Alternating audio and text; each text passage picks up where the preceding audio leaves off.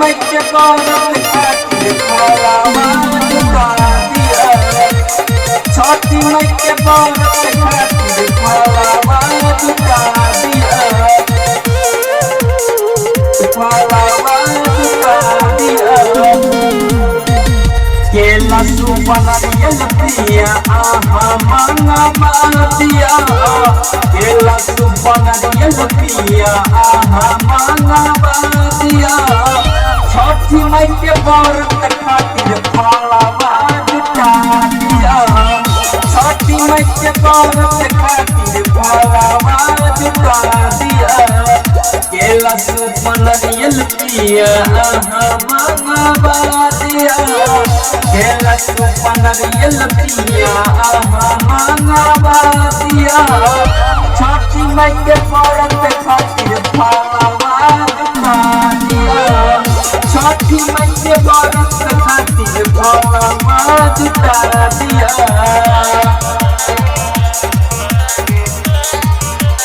छठी माई के व्रत खातिर फलवा जुटा दिया। छठी माई के व्रत खातिर जुटल सन सारियो। आरती करै छै मधु बनिया कलकारियो। मधु बनिया कलकारियो। छठी माई के व्रत खातिर जुटल सन सारियो। आरती करै छै मधु बनिया गीतकारियो। केला सुपनारियल पिया आहा मंगवा दिया।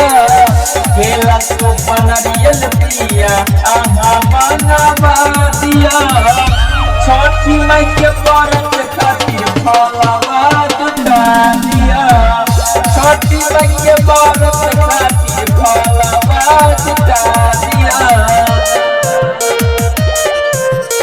छठी माई के व्रत खातिर फलवा जुटा दिया। छठी माई के व्रत खातिर फलवा जुटा दिया।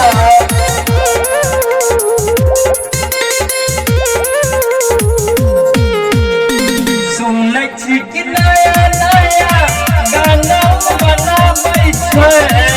यूपी बिहार के अपना सुर में सुनाबै छै। सुर में सुनाबै छै।